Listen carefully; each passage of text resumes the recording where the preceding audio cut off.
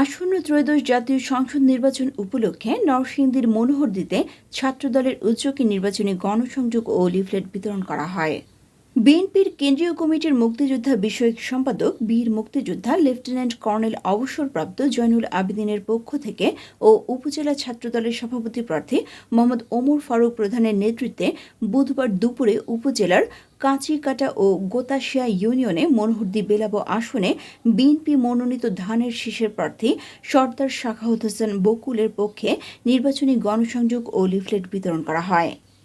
এ সময় ভোটারদের উদ্দেশ্যে ওমর ফারুক প্রধান বলেন, ৩১ দফা বাস্তবায়নের লক্ষ্যে সবাইকে ধানের শীষে ভোট দেওয়ার আহ্বান জানান এবং ৩১ দফার আলোকে ভোটারদেরকে বোঝান।